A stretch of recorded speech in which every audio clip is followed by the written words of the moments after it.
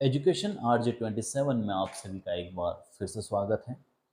आज हम पढ़ेंगे इलेक्ट्रिक डाइपोल मोमेंट और उस इलेक्ट्रिक डाइपोल के कारण कोई पॉइंट P है, वहाँ पर इलेक्ट्रिक फील्ड कितना होगा जो हमें फाइंड आउट करना है। ये जो P पॉइंट एक्सियल लाइन पे भी हो सकता है और इक्वेटोरियल लाइन पे भी हो सकता है। अभी हम समझेंगे एक्सियल लाइन क्या होती है, इक्वेटोरियल लाइन क्या होती है, डाइपोल क्या होता है, डाइपोल मोमेंट क्या होता है और इलेक्ट्रिक फील्ड कितना होता है जो हम पता करेंगे अभी। ठीक है, तो चलिए शुरू करते हैं। देखिए, मैं आपसे ये कहूँ कि मेरे पास दो चार्ज हैं, एक है -q और दूसरा है +q। दोनों चार्ज का मैग्नीट्यूड क्या है, सेम। पहली कंडीशन याद क्या रखनी है आपको, मैग्नीट्यूड क्या है दोनों का, सेम, यानी कि परिमाण दोनों का क्या है, सेम है।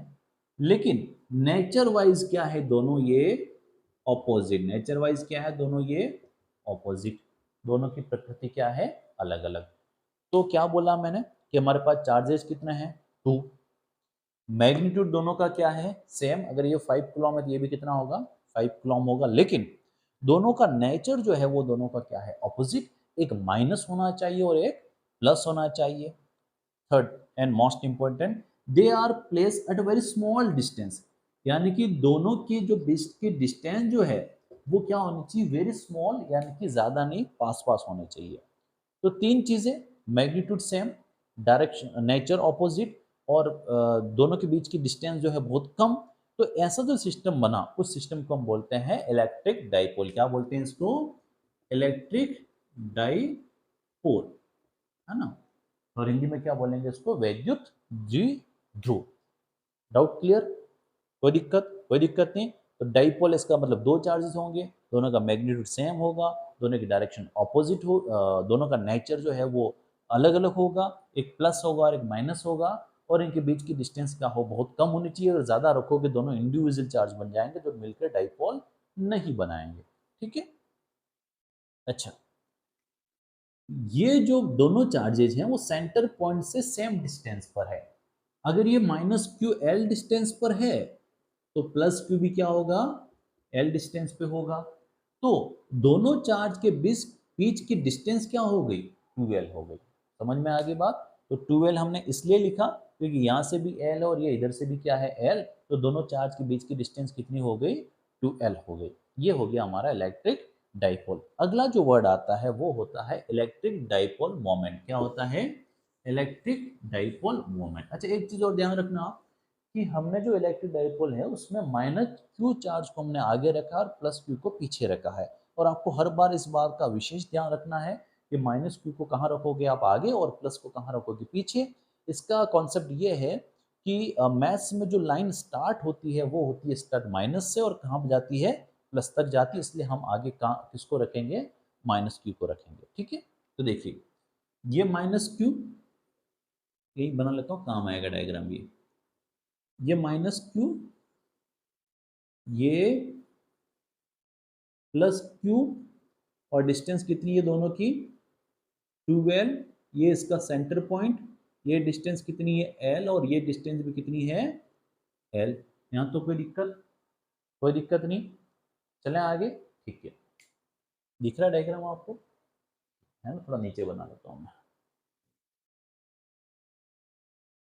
ये देखिए ये -q और ये है हमारा +q। सेंटर से ये डिस्टेंस कितनी है, l। सेंटर से ये डिस्टेंस कितनी है, l। तो दोनों चार्ज के बीच की डिस्टेंस कितनी हो गई, 2l। कोई दिक्कत यहाँ तक, कोई दिक्कत नहीं, ठीक है।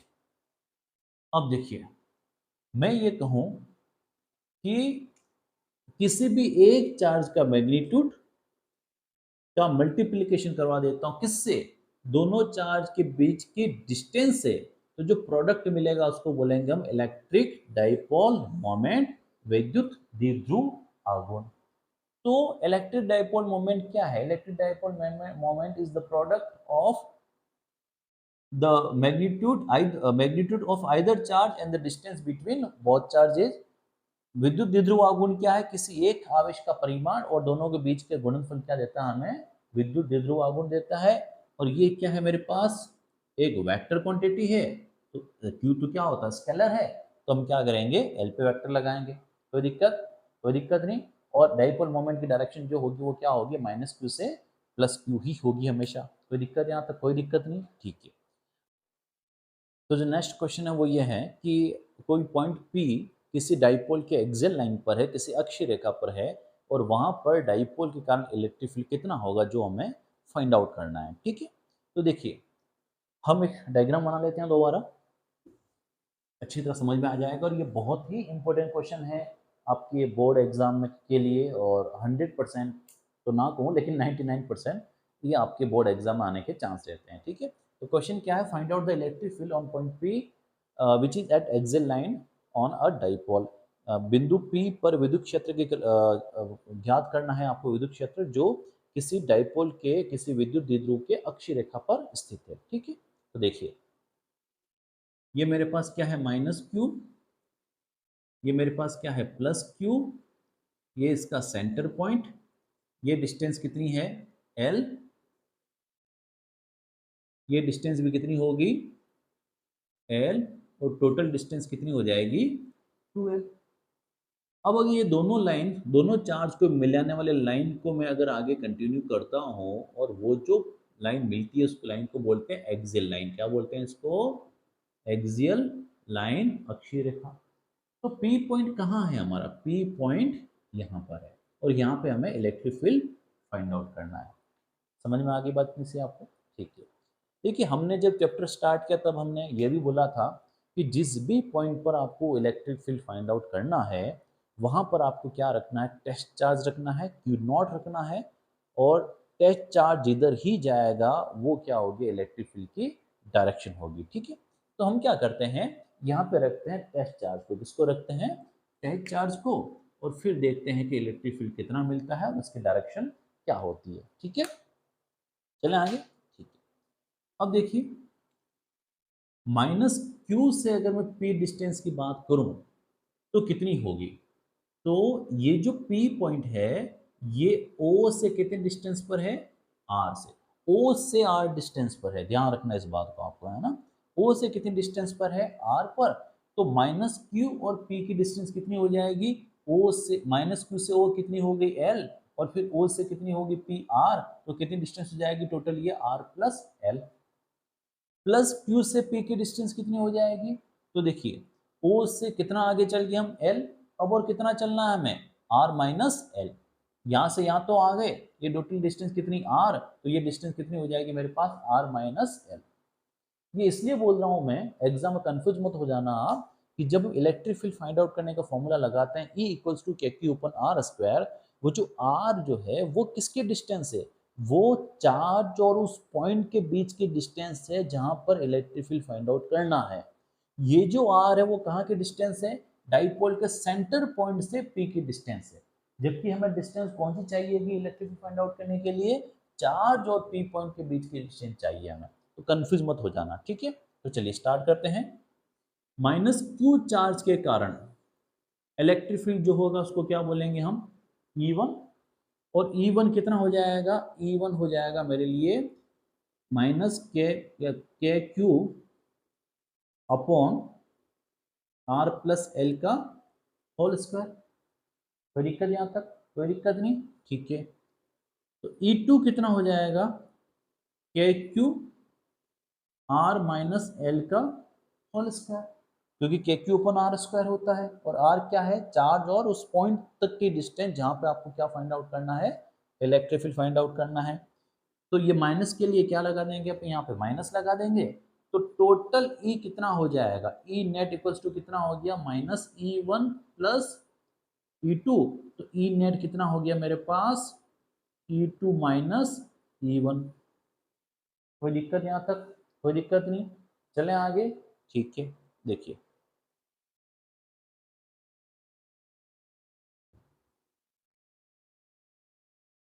ई नेट इक्वल्स टू क्या हो गया मेरे पास? E2 minus E1। E net equals to क्या हो गया मेरे पास? ये हो जाएगा मेरे पास KQ आर प्लस एल का whole square minus K cube R minus L का होल स्क्वायर। यहाँ तो कोई दिक्कत नहीं, चले आगे।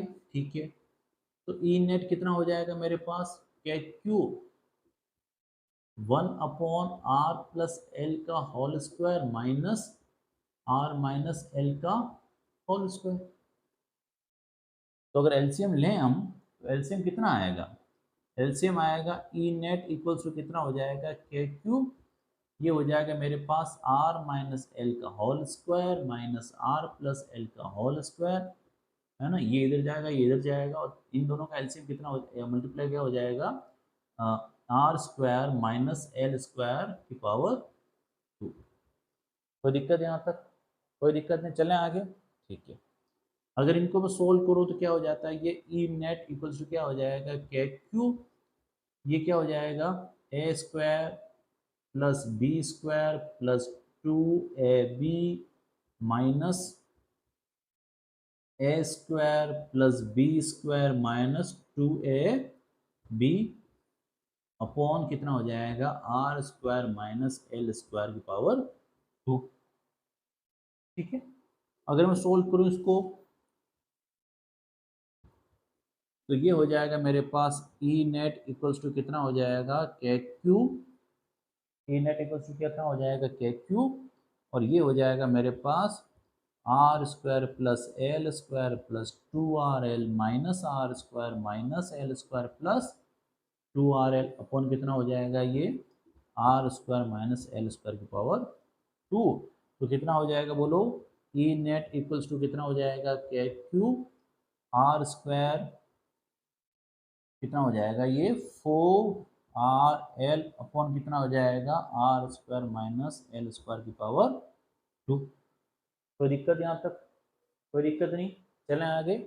ठीक है, तो देखो यहाँ सोल्व करते हैं इसको दोबारा आगे, है ना।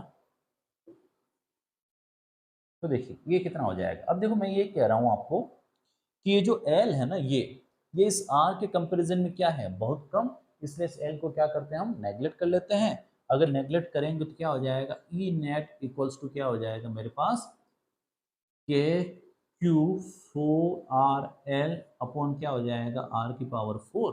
तो ये क्या हो जाएगा मेरे पास, ई नेट इक्वल्स टू, देखो इस 4 के दो टुकड़े कर रहा हूँ, 2 इंटू 2, तो 2 के Q 2l upon r cube, r तो गया, है ना। तो ई नेट इक्वल्स टू क्या हो जाएगा, q इंटू 2l क्या होता है, q इंटू 2l होता है p, तो 2kp अपॉन क्या हो जाएगा, r क्यूब, बस हो गया। तो ये E equals to 2kp upon r cube क्या है, E equals to 2kp upon r cube क्या है, ये इलेक्ट्रिक फील्ड है।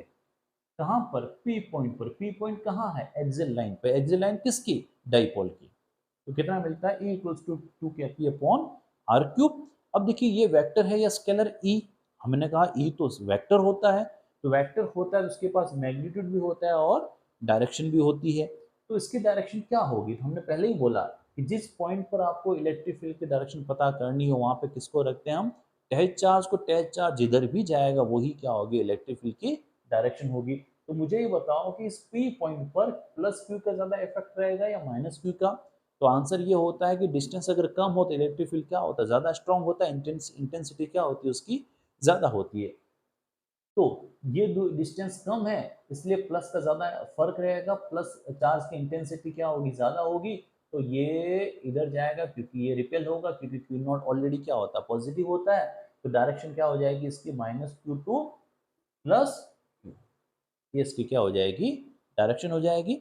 अगली क्लास में हम मिलेंगे कि पी पॉइंट अगर इक्वेटोरियल लाइन पर है, निरक्षीय रेखा पर है, तो वो कितना होता है इलेक्ट्रिक फील्ड और उसकी डायरेक्शन क्या होती है, ये हम पता करेंगे। तब तक बाय बाय, चैनल को लाइक सब्सक्राइब और शेयर जरूर करें, और मेरे साथ यूं ही देखते रहिए एजुकेशन RJ27 फिजिक्स का, एक ऐसा यूट्यूब चैनल जहां पे समझने पे फोकस किया जाता है, न कि मार्क्स पर। ठीक है, तो मिलते हैं एक छोटे से ब्रेक के बाद।